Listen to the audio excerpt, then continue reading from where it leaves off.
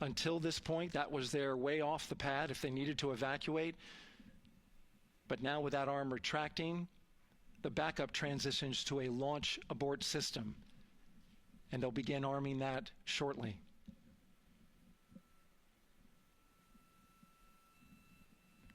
Of course, the launch abort system, great shot there of the crew access arm retracting away.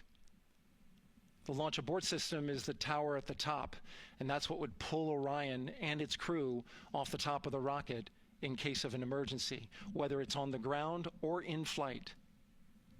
This is critical safety hardware that protects the lives of the astronauts.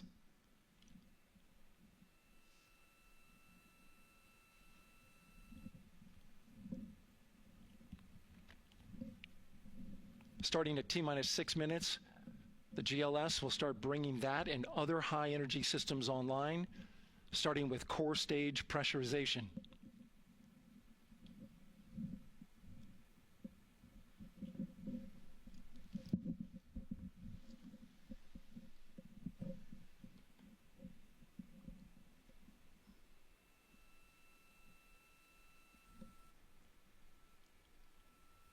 Weather is 90% go.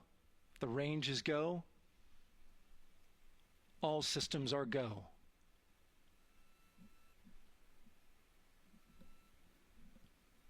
GLS is go for core stage tank pressurization.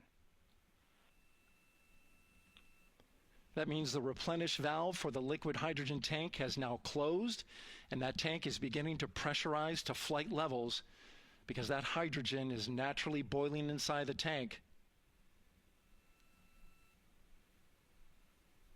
We'll get the liquid oxygen tank a little later in the count.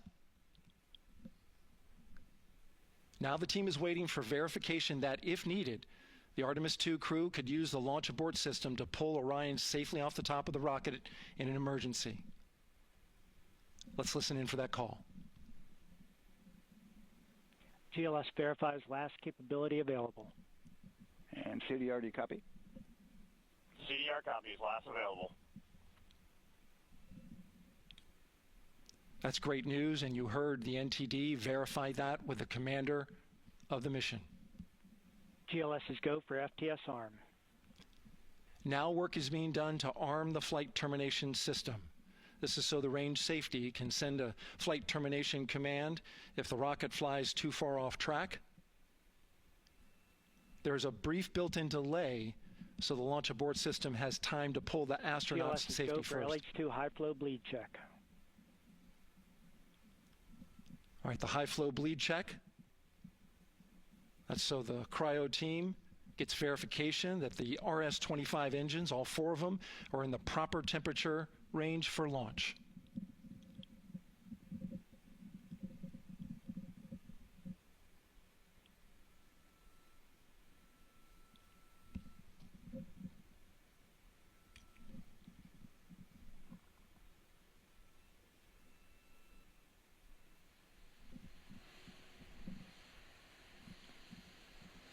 GLS is go for core stage APU start. Core stage APUs start. Those are auxiliary power units, high-speed turbines which provide pressure to hydraulic pumps that steer the RS-25 engines. We're going to see a gimbal test a little later at T-minus 2 minutes and 30 seconds. This is what allows that to happen.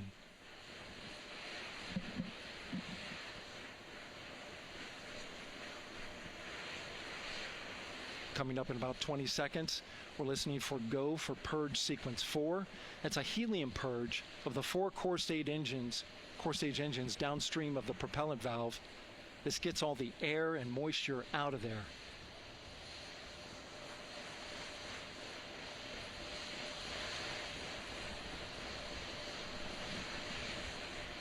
GLS is go for purge sequence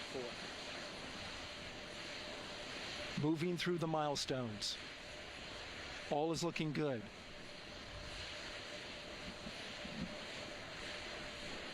Coming up in just a few seconds, we're going to get that thrust vector control actuator test. This is a gimbaling of the engines.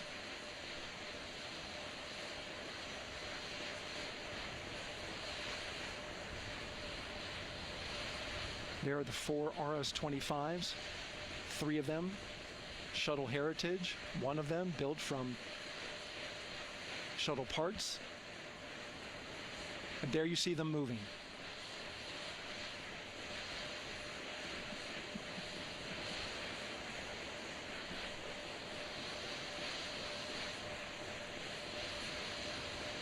Now we're going to start moving the power from both the upper stage and the lower stage of the rocket to internal, taking ground power away and now going to battery power.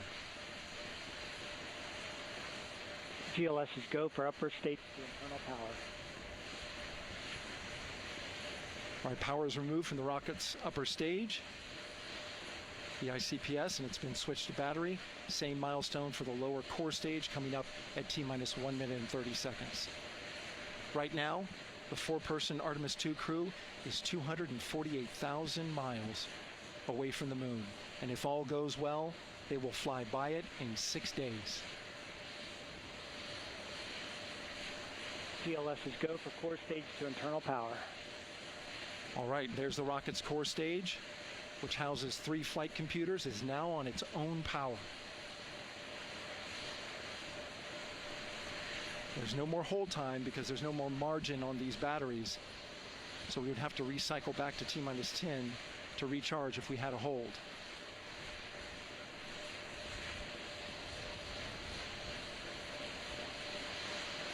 One minute.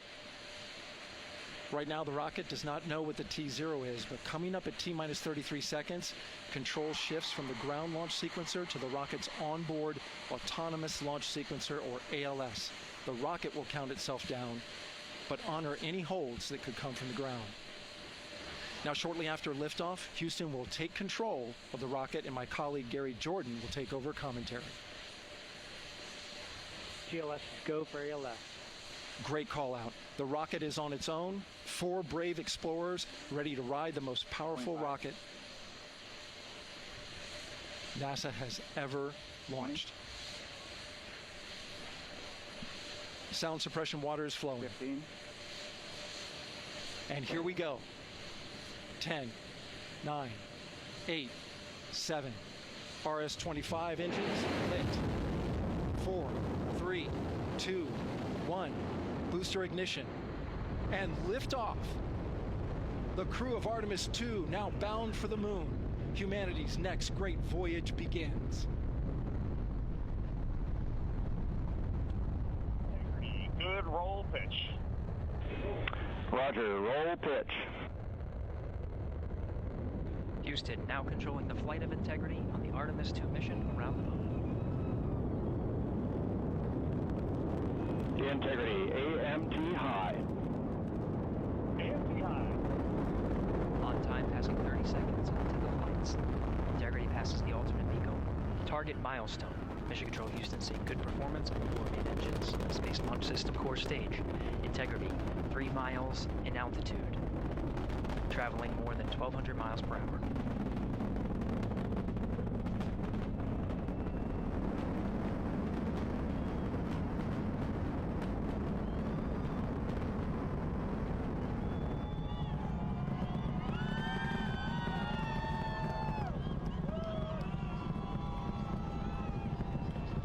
Mission elapsed time, passing 1 minute, approaching max Q. On, Ponce de Leon. Stan, we have you loud and clear on Ponce de Leon. Have you the same? Communication signal transfer confirmed as Integrity and its crew go supersonic. Approaching 90 seconds into the Artemis II mission. Integrity is 14 miles in altitude, 8 miles downrange, traveling more than 2,600 miles per hour.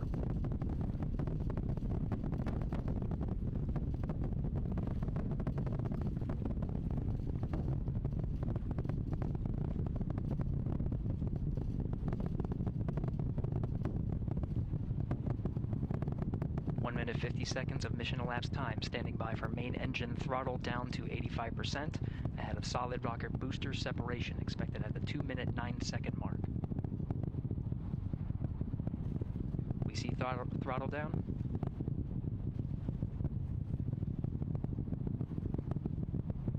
Confirmed separation.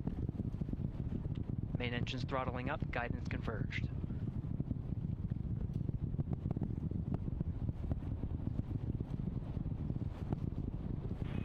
Integrity, guidance converged, performance nominal, upper stage RCS ready. Copy all, Stan. Integrity, SM priming complete. SM priming complete. 2 minutes 45 seconds of mission elapsed time into the Artemis II mission. Thrusters on Integrity and upper stage confirmed in a ready state ahead of service module fairing separation.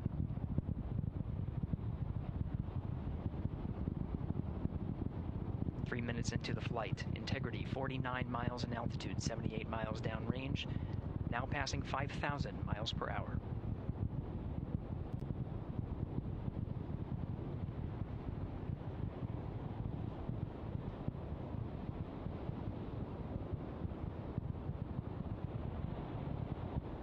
Standing by for launch abort system jettison. Houston Integrity, good last jettison, great view. Copy jettison, Team Eco 8+02. We see the same on board, Stan. And Houston has you loud and clear on TDRS at the Kármán line. Outstanding, Stan, we have you the same. 3 minutes 50 seconds into the flight of Artemis II, Wiseman, Glover, Cook, and Hansen cross the boundary to space with good comm checks. GPS signals acquired after last jettison now working on internal checks to verify accuracy. Flight Dynamics Officer analyzed the time of main engine cutoff, confirmed at 8 minutes 2 seconds, time of MECO.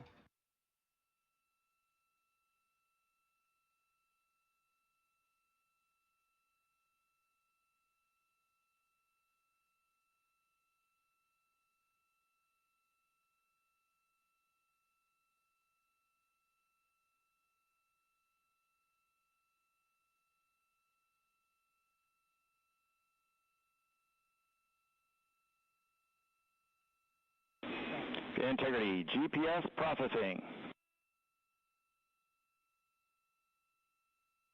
Outstanding, Stan, we see the same, and we have a beautiful moonrise. We're headed right at it.